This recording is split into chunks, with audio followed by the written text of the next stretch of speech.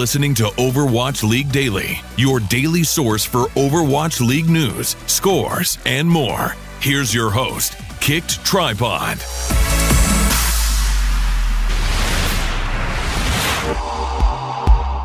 Hey, good morning, Overwatch League fans. This is your Overwatch League Daily episode for May 30th, 2018.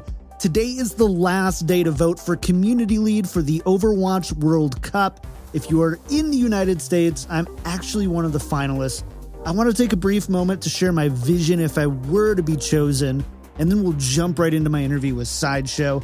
Honestly, my platform is really simple with this. I think that Overwatch League Daily has been really cool content, and I would love to make more content like this for World Cup. I think we've shown that we can create a really strong community, a really great social media presence, and I think we've shown that over the course of 4 months, 5 months, and almost 100 episodes that we can definitely make consistent and high quality content. I would love to be your community lead if you are in the United States, and that's what I want to do. Make really amazing content, make it consistent and transparent, and make a place for people who want to follow Team USA, make a place for them to be welcome. Okay, that's it. Nice and quick. You can go and vote at worldcup.playoverwatch.com for that. But now let's get down to business with Sideshow. Hey, Sideshow. Welcome back to the show. It's been a while now. I think it's probably been like almost 2 months. It has, yeah. I don't know why. You know, your sweet little cherub face has been gone too long from my screen. Stop it, you.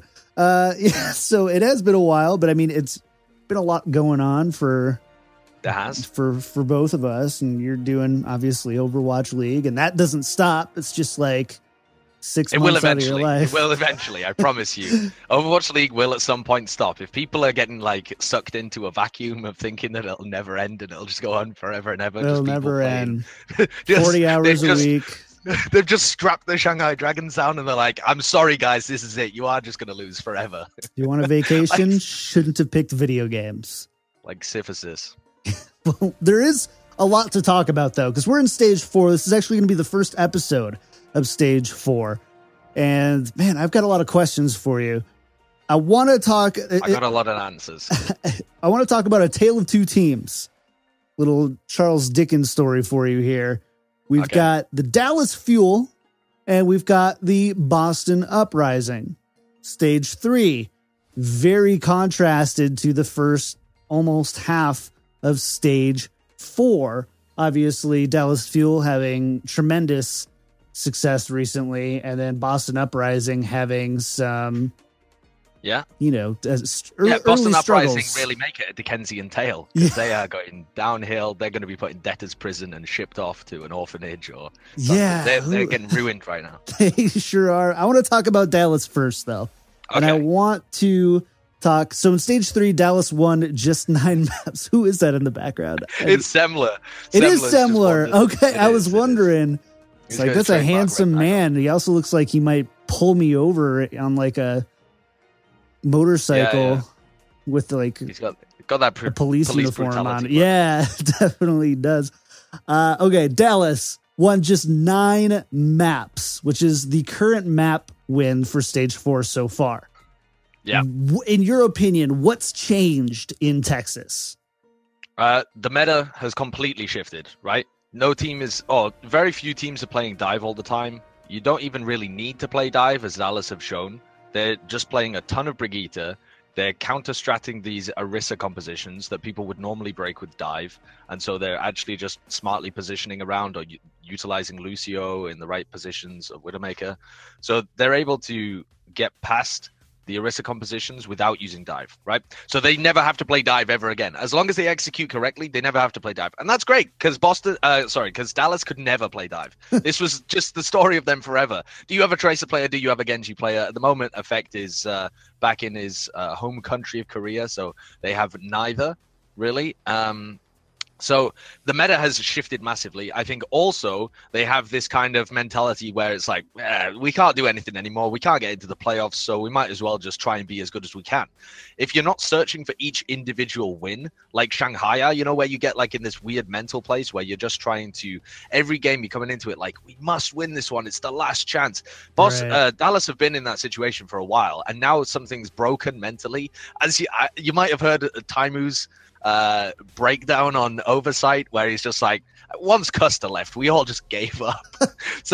But something beautiful about just giving up like that is that there's no more pressure on you, okay, to perform. So they've got a good meta for them. There's no pressure to perform, and they've got this new head coach, Aero. And I think the combination of those three factors in different proportions has meant that they have got back to some of their old ways where they were just crazy good at being able to synergize the tank abilities together to be able to properly roll teams. We used to always talk about Dallas being a high tempo team. So a team that plays fast, they're decisive, they're putting the other team on the back foot. And for a long time, it wouldn't have made sense. If we had said to you that Dallas were a high tempo team, you'd be like, oh, why are they playing so much Widowmaker and walking backwards and they can't even dive? They're not aggressive. Like, what's going on? Why? Your analysis is rubbish. But when they were playing tanks, that's when they had high tempo. And you can see it now in stage 4 because they push every other team to react to their timings. You're going to get OGE setting up for weird Earth Shatter flanks. You're going to have Mickey playing super aggressive in your face, forcing you to make decisions really fast. They take away the time that teams normally use to set up and instead are proactive and attack into you. And the fact that they're so well coordinated with different tank abilities, and they're making much more use of Brigitte and Diva, means that they're in a great position right now. I'm glad you brought up Arrow. You and I, we've kind of seen Arrow from time to time. We're in our little shared Discord that we chat in, and Arrow pops in every once in a while. And so we know Aaron a little bit, but putting on the analyst hat here, a lot of people are looking for a real concrete reason for Dallas's change. A lot of people aren't satisfied with simply saying the meta changed or Dallas flipped a switch. And we see this in sports sometimes too, right? With like streaky wins, streaky losses. But sure. Arrow is the really tangible, you can read it in an article type thing change with the Dallas Fuel.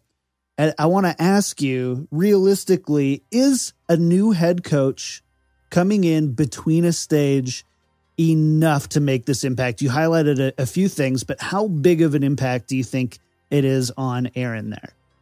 No, I don't think that a head coach change, as good as Arrow is, would have been enough to save them had the meta not shifted at the same time. So there's only so much a head coach can do. I think you look at the empirical evidence, it's very hard to it's very hard to argue that Kai was the right decision for Dallas at that time. Okay. Sure. You can be a great coach, but are you the great coach for that team? Are you the great coach for that team at that time? And so perhaps that it wasn't the case. So Arrow coming in right now has an excellent opportunity because they weren't expecting anything of him anyway, right? It's Dallas. They were a dumpster fire coming into it. They looked like an oil spill. It's like that's what you were looking at when you were looking at their name. It was like a natural disaster had happened. And so he's coming into it, and if he does anything positive at all, that is classed as like it's going to be on him, because he's the tangible thing, as you were saying, that's come into the team.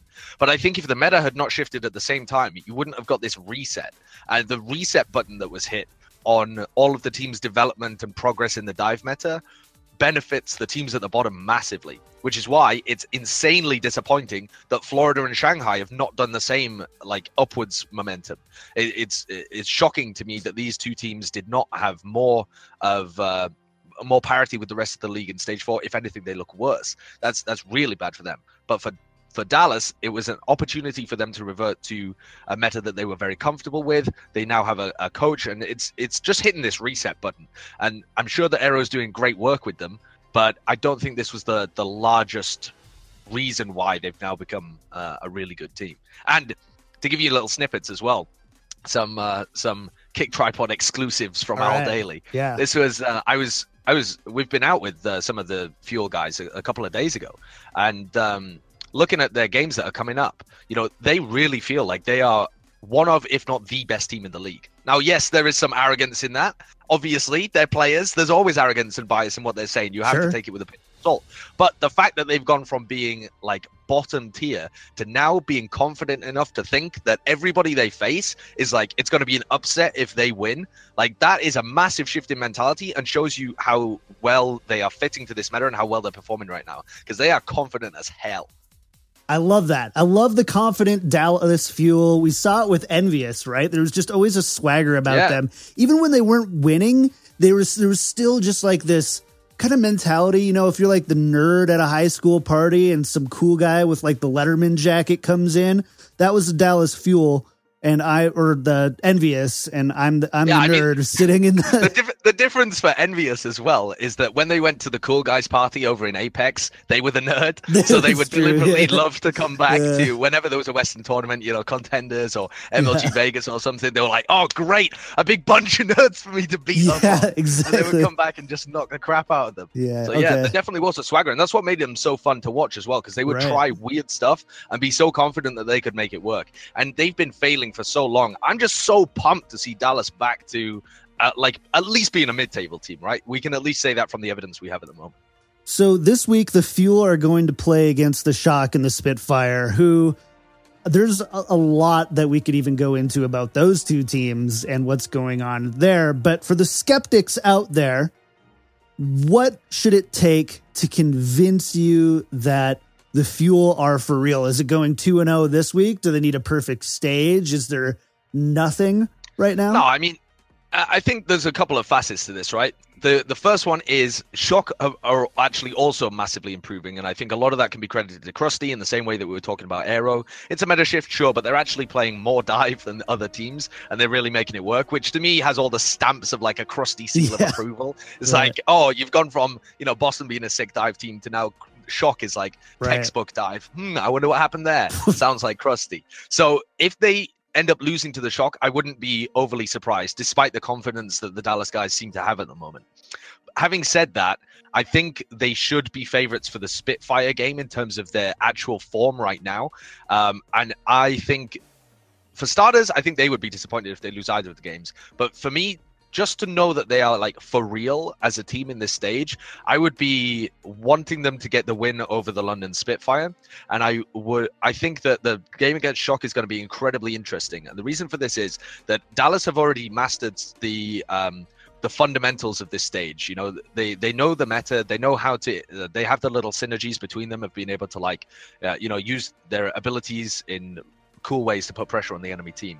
You know, the Brigitte, the Diva, the Rhine. So now once you've got all the layer of fundamentals, the foundations, you can start adding strategic elements on top. So for example, for any skeptic out there about the Dallas Fuel, I would say go and watch the Hanamura game where they utterly demolished the Philadelphia Fusion, because that to me was just like, mwah! That was a brilliant takedown of what is considered the meta defense on Hanamura, right? Where you have the Orisa on the high ground.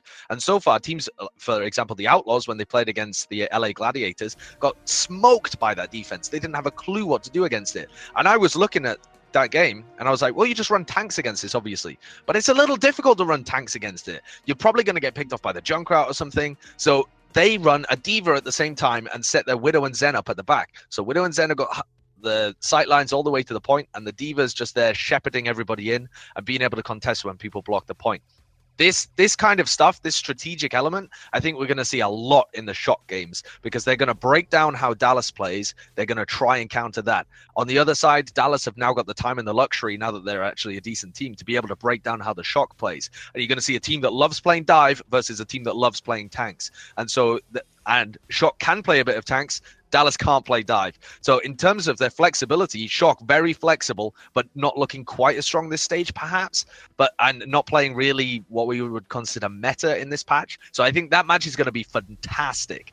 And then against Spitfire, I feel like anything other than a win, Dallas are going to be disappointed, and I'm going to be disappointed that they're not realizing their potential. All right. I love it. I love it. I love that Dallas are back.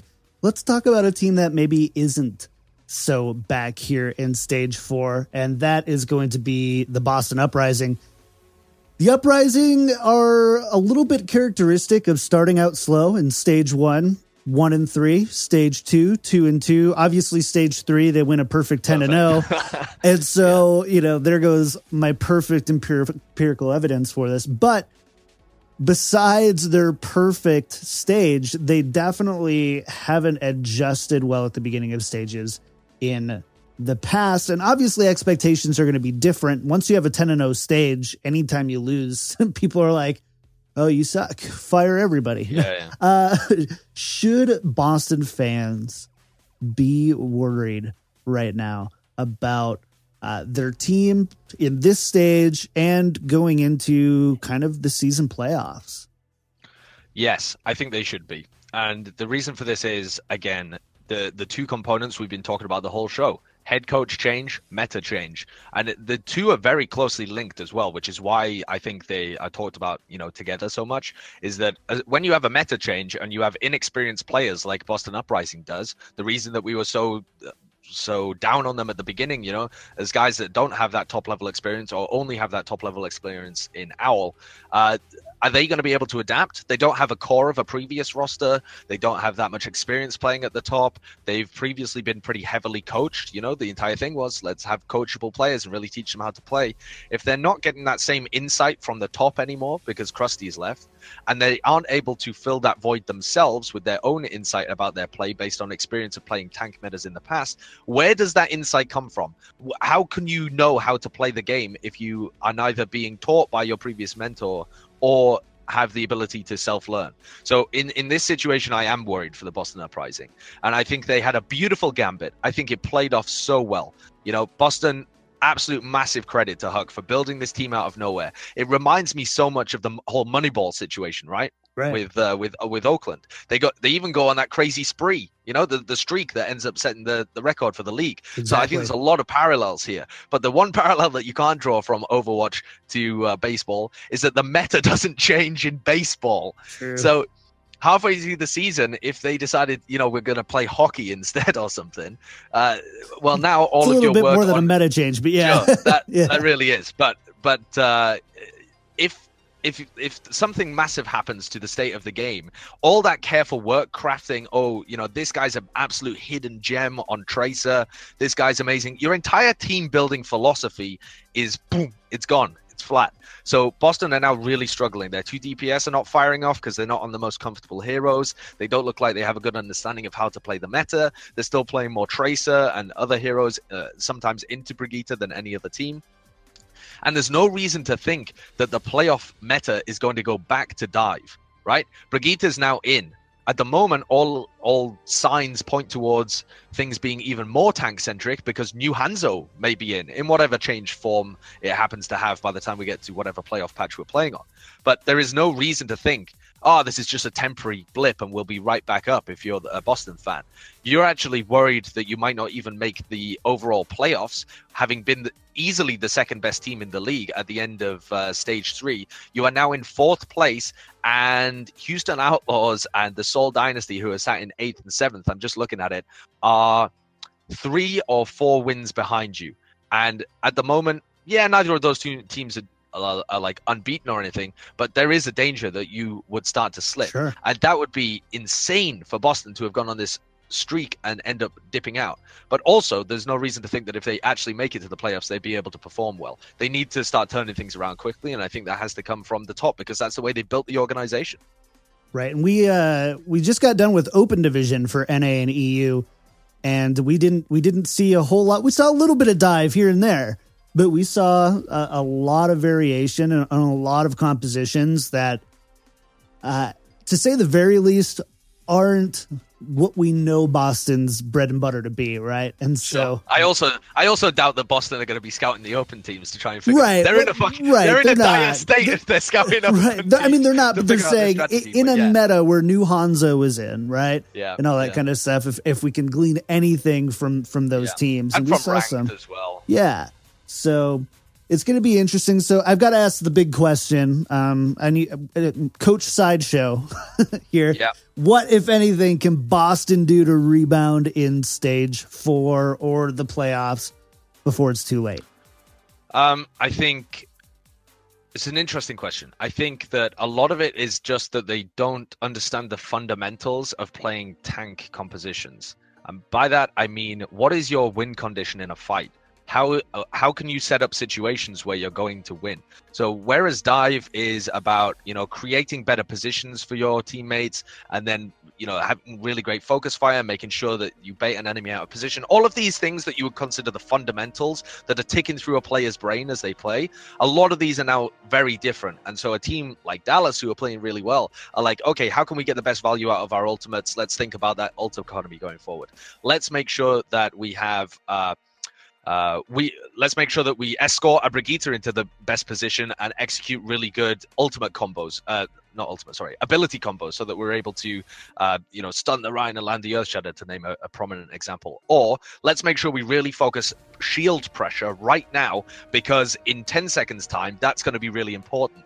These kind of things are, I think, probably not going through the Boston Uprising's head in the same way as they are going through the head of teams that are really good right now. And I can't personally really speak to that because I'm not a player that plays at the pro level. I don't know what the minutiae of what each player's decision-making process is. But that is generally how the pros end up adapting to metas. They know what is important at the time. And so for Boston, I think it falls to their coaches and analysts because, as I said, that's how they've built the team in a very kind of pyramidal structure where there's a clear hierarchy. It's Huck, then the coaches, and then the players, and the information goes downwards. So either you break that structure, which I don't think they're willing to do, or it's on the coaching staff to be able to teach their players how to play good Overwatch in this meta, I think, and to be able to really figure out, the rock, paper, scissors format of Brigitte beating dive, and then dive in some situations beating Orisa compositions, Orisa beating double sniper beating the Brigitte. You can also run the Junkrat against the Brigitte. All of these different types of things. Sure. The Rhine Zarya can run over the Orisa. Then you have to play the positioning. All of these different things need to be relearned in some senses from scratch for Boston. And so it's a massive task. So can they do anything to rebound? Yes. The amount of stuff they have to do to rebound, though, is so big that maybe we'll only see it come for the playoffs. Like maybe stage 4 is just gone. They're just happy that they'll qualify for the playoffs, and then they'll really grind when they have that 2.5-3 week break in between.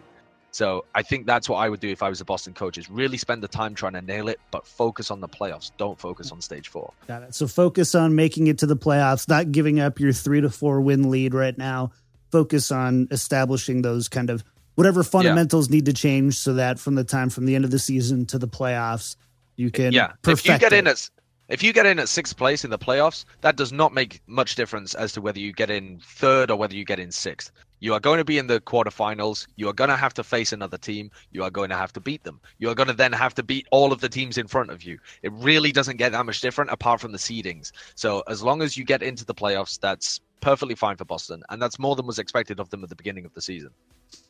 All right. Well said, as always, Josh. I love having you on the show where you can just drop that knowledge, bring us those exclusives all the time. I really appreciate it. Good luck, stage 3 or week 3 of stage 4 going on. Get some rest. I know you've got a big week ahead of you. Hopefully I can make it out here someday in stage 4 soon and meet you in person. But I really appreciate taking the time again. No problem. Nice to be on.